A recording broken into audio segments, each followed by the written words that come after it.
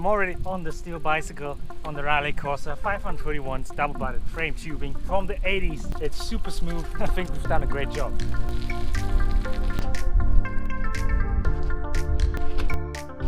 What's up guys, welcome to this video. I'm going to upgrade this 30-year-old steel bike to a modernish gravel bike. And yeah, you heard it correctly, a gravel bike. It can also be a steel bike, in my opinion.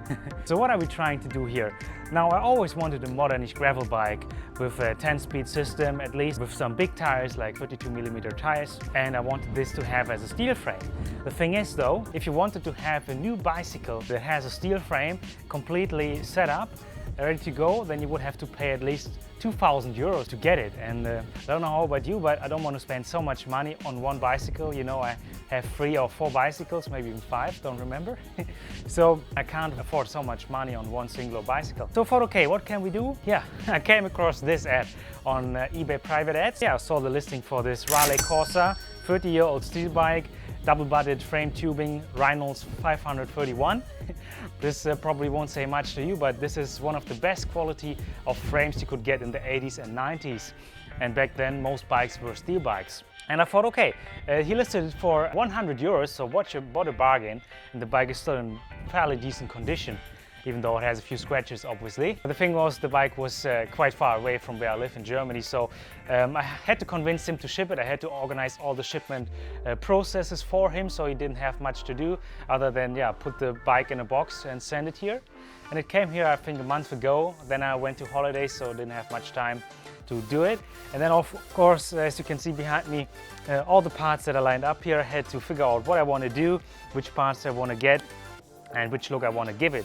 So for example, I went for new wheels. Normally I don't do that, but with this bike we had to, because first I couldn't get these tires on these rims. These rims only take very narrow tires, like 23C tires. So no chance getting that on. I even got blisters doing that. And the second reason is for the drivetrain. This bicycle was a 2x6 speed, so 12-speed bicycle. I already removed one of the cranks here because I want to do a 1x system. I will also remove the front derailleur here because I think it will be much nicer look. So I want to make it a 9-speed, and therefore we also need other wheels, another free hub, as this is a free wheel, and we need a free hub to put a cassette on, which we have here. So yeah, I decided to go for a 9-speed system, not too expensive, and also went for a funky little shifter, a thumb shifter. Normally you'd put a thumb shifter on a flat bar bicycle, but I thought, yeah, why not? It's a gravel bike, so no rules really, at least in my opinion. So yeah, put a thumb shifter on already. Was not easy to get it on because the bars were a bit too wide, so I had to press and squeeze it wider to get it on the frame, but here it is, and I already checked if it's working,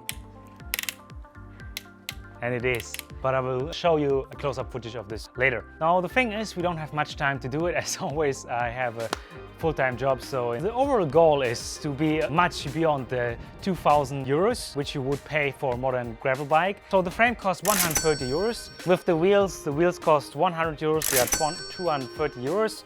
And all the other parts, the drivetrain, handlebar tape, tires, cassette, chain, cables. With all that, another 200 euros, so we are at 430 euros for the bicycle. So the goal is to be under 500 euros or under 450 euros for a modernish gravel bike with a really decent frame, a steel frame that is. As I generally always like to say, let's crack on, shall we?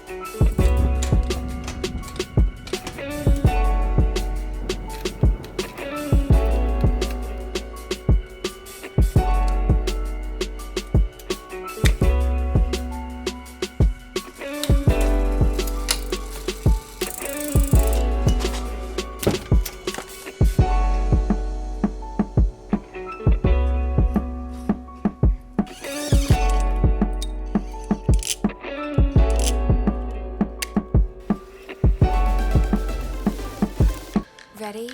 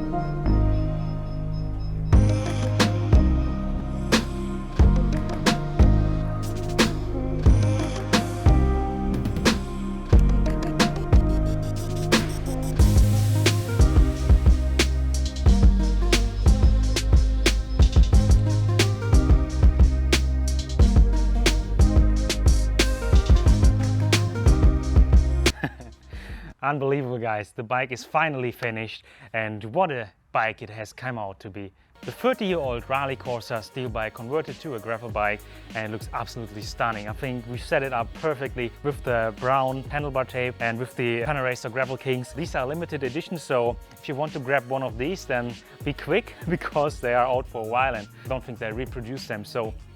But I think we made the perfect choice for the tires and also for the drivetrain and also for this funky thumb shifter. I love this thing very much. It makes such a nice clicking noise if you use it. Like,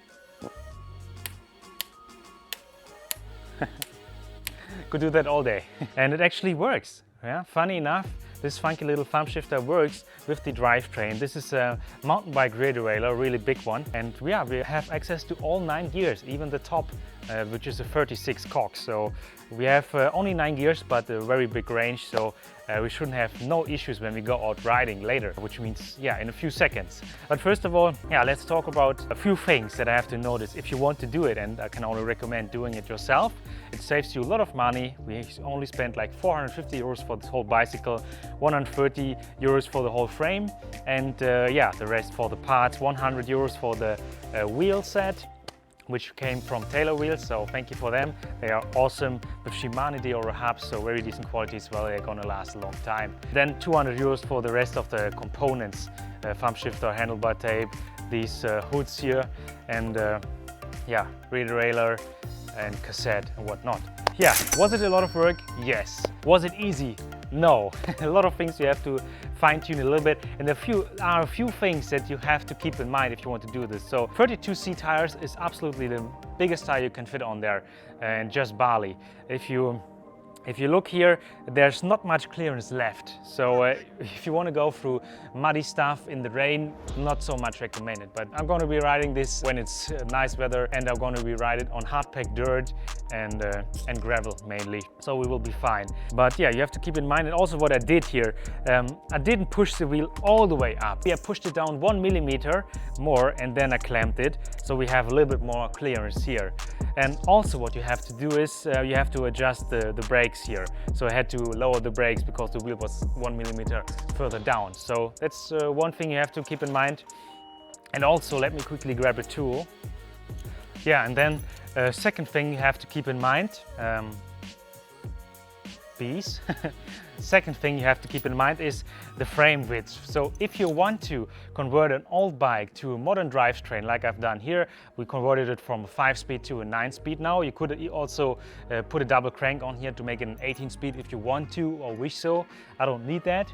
I have strong legs, but in order to make these new wheels fit, the front is no problem. These are 100 millimeters, no problem, but the rear had a a spacing of 125 millimeters, which is very common for that age. And yeah, we had to space it out because the free-hub wheel with the 9-speed cassette, it had a spacing of 135 millimeters. So the axle was 135 millimeters, 10 millimeters longer. So I made a tool for this to widen out the frame. I've watched a couple of YouTube videos how to do it, so it's not that difficult actually. You just need a rod like this, make a few spaces on there, and then just use something like this and squeeze it out, like step by step. And yeah, we had to actually space it out to 165 millimeters, so the entire rod here. And then the frame snapped back to 135. So I had two attempts, and yeah, so you have to space it out much wider than necessary because the frame, it's gonna jump back a little bit. So, but yeah, we made it work, and then the wheel fitted like a glove. So that's very nice. Yeah, other than that, no real issues to talk about, yeah? So let me know in the comment section down below how you like this build, if you would build a bicycle like this as well. If you do, I can only recommend Raleigh frames from the 80s and 90s, because I have 4 of them, and all of them fit 32C tires at least. And for me, that's enough. I don't know about you, but I don't need 40C tires. They are way too slow on the tarmac, I feel. So yeah, there's that. I can recommend these. Also, old Peugeots will be a good match. They will also fit 32C tires. So yeah, I'm still over the moon with it, but what we're gonna have to do now is get this thing out and try it out, shall we? I can't wait, so let's crack on. If you enjoyed this content, then smash that like button. Subscribe to the channel if you haven't done so already to see many more vintage bicycle restoration content on this channel. So stay tuned for that, and many more bicycle adventure videos as well. I'm gonna be enjoying myself a little bit here now. Half an hour before I have to go to work. So yeah, thank you so much for tuning in. I hope you enjoyed this content, and yeah, I'm gonna catch you for the next bicycle restoration or bicycle adventure very soon. Peace out for now. Bye.